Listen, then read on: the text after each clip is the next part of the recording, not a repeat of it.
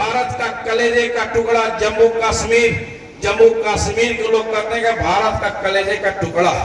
लेकिन क्या हुआ, नौजवानों ने सोचा था हम देश को फिर से सोने का चिड़िया बनाएंगे, हम देश से गरीबी मिटाएंगे, देश में किसान को मजबूत करेंगे। कहां चला गया नौजवानों का सपना? उसी दिन समाप्त हो गया जब लौह पुरुष सरदार वल्लभ भाई पटेल देश के प्रधानमंत्री नहीं बने।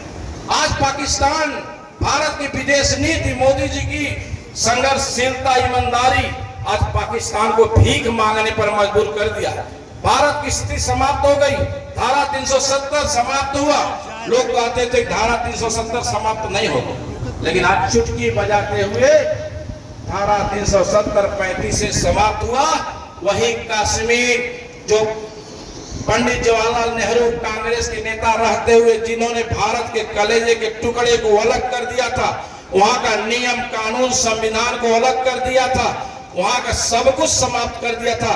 लेकिन आज जब आप लोगों ने कहा और आप लोगों ने वोट दिया, एक मजबूत सरकार बनाई, आज धारा 370 समाप्त हो। आज राम मंदिर निर्माण आपके पड़ोस में है।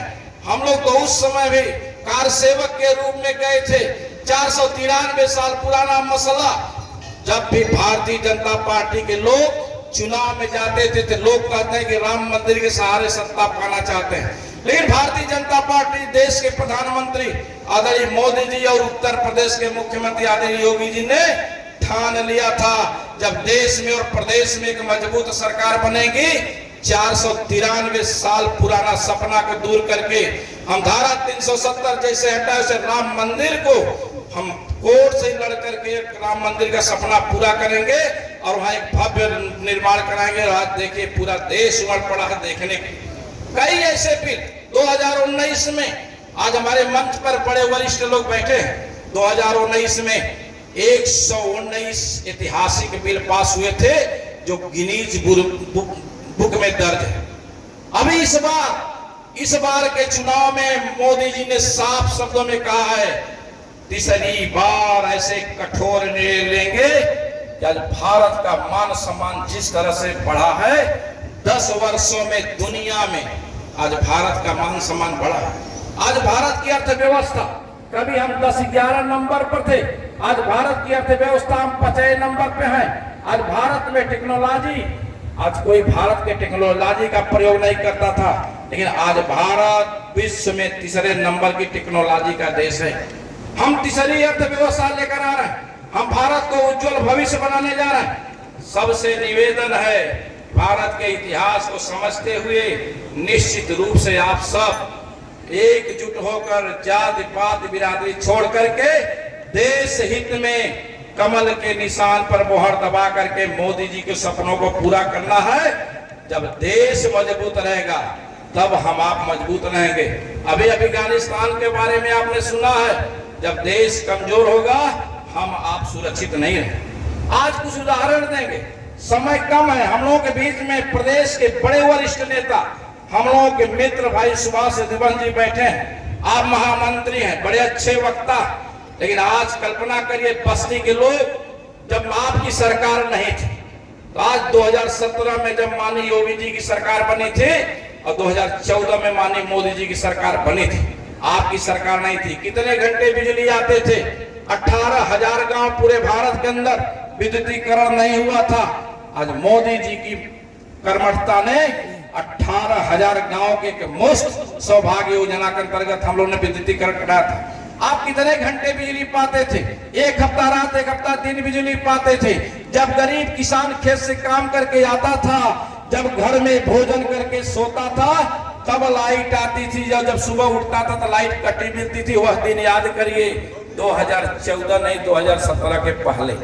आज हम 18 घंटे, 20 घंटे, 24 घंटे लाइट दे रहे हैं। अधिक से अधिक लाइट दे रहे हैं। अब हम गांव को भी 24 घंटे लाइट दे रहे हैं। अभी तो हम फ्री बिजली की व्यवस्था हमारे प्रधानमंत्री जी ने सोलर रूप स्टाफ योजना के तहत हर घर में आप बिजली भी पैदा करेंगे और बिजली को बेचेंगे भी। किसानों को हम लोग मुफ्त बिजली देने जा रहे हैं। पूरी योजना बन गई है, लागू भी हो गया है। कृषि के क्षेत्र में भी आप देखे होंगे, किसानों के क्षेत्र में भी हम लोग मिर्जापुर के रहने वाले, जहां मिर्जापुर पिछड़ा इलाका कहा जाता है, आज कृषि के क्षेत्र में जब कभी केला आप देखे होंगे एमपी के भुसावल से केला आते थे, लेकिन आज मिर्जापुर का केला, मिर्जापुर का कई ऐसे सब्जियां, टमाटर विदेशों तक जा रही है। मोदी जी की देन है। मोदी जी ने कहा हम किसान की आय को दुगनी करें। किसान की आय दुगनी कब होगी? जब किसान का लागत मूल्य कम होगा। किसान का हम 1.5 गुना एसपी दे रहे हैं। कहीं न कहीं किसान के प्रति हम किसान को चौपाल के माध्यम से, पाठशाला के माध्यम से, कई हमने वैज्ञानिक, कृषि वैज्ञानिकों के माध्यम से कृषि क्षेत्र में हमने दुगुना काम करने का काम कर रहे हैं। आज किसान की आय दुगनी कैसे हो? इस देश का जब किसान मजबूत होगा तब देश का विकास होगा। और किसान मजबूत हो रहा है। हम कृषि यंत्रों पर छूट दे रहे हैं, फसलों पर 1.5 गुना। आज 2016 का एक इतिहास, हम जब 17 में विधायक बने थे, पहली बार हम सदन में गए थे।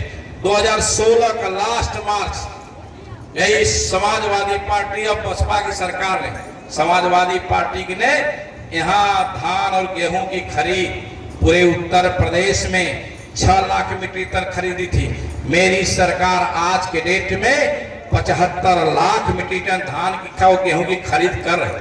हम सीधे पैसा 24 घंटे के अंदर आपके खाते में डाल रहे हैं। हम किसान को मजबूत कर रहे हैं। हम निःशुल्क बोरिंग दे रहे हैं।